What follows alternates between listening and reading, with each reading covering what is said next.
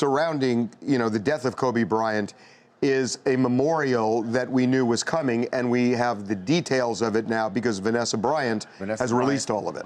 Vanessa Bryant posted it this morning and said that there will be a public memorial on February 24th, and the date is significant. 2/24. And notice, it's for both Kobe and Gianna. Kobe and Gianna. 2 is the number Gianna wore. Of course, 24 is Kobe. There are, by the way, we counted them up, 24 butterflies on the announcement. And don't forget the number 20. He played 20 seasons with the Lakers.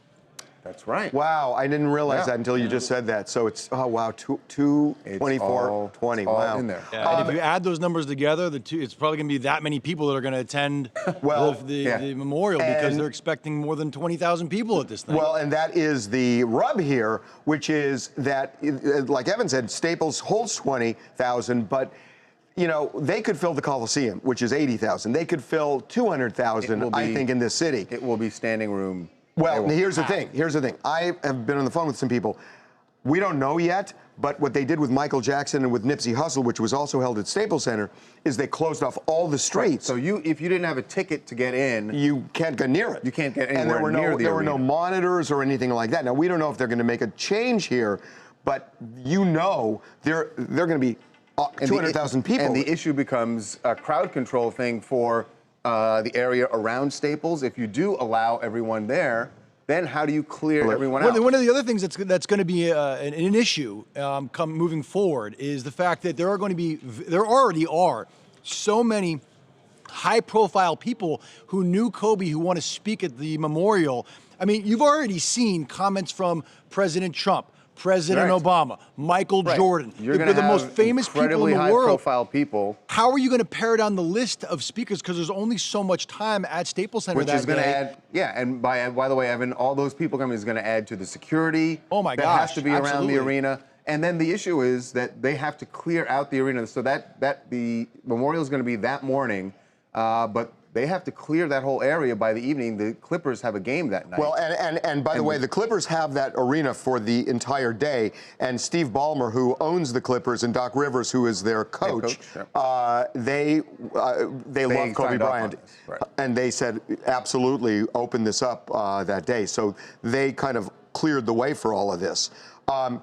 Probably will be televised. Almost certainly Michael Jackson was and Prince was, although Vanessa hasn't said yet. Right. But that is what typically happened, and especially with all the people that want to see this. Yeah. This is on a Monday, by the way, so it's a weekday, and you're going to see that there are going to be so many people. Even if they block off the streets, Harvey, you're going to see Los Angelinos come out like you've never seen before, crowding the streets, packing the streets, trying to do everything they can to show their support for the Bryant family. You're absolutely right. And Evan, I was thinking about this when you were talking about the speakers, that there are so many people who would want to speak and eulogize Kobe Bryant. And I don't want to use the word politics, but they got to make choices on who's going to make those decisions. Well, it's the family. We were also just talking about the fact that, like, outside of basketball, which obviously is most famous for basketball, but he was involved with so many things, massive companies. I mean, you've got entertainment, you've got basketball, you've got what he's done with his kids. He was an owner in the UFC. I had no idea. UFC. I know. That was crazy. We put that up this morning.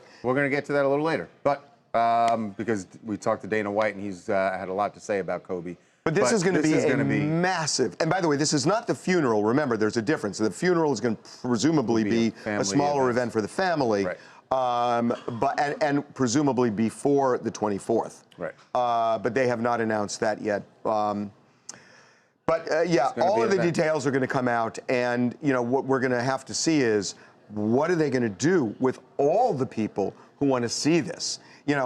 One of the things there has to be an accommodation for that. One of the things I thought of, and I know this sounds crazy, but you get a venue like the Coliseum, and you just have monitors there, so people who can't go to Staples. So the Coliseum becomes your overflow? Kind of, because there are going to be that many people who want to say goodbye to Kobe. It's not a crazy idea. I think. You've definitely had crazier ideas. Clinton, Chicago, Illinois.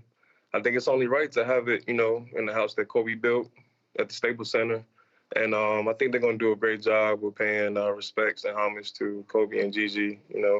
Kobe, one of the greats to ever do it, so it's going to be really, really phenomenal. I already know. It is going to be extremely moving.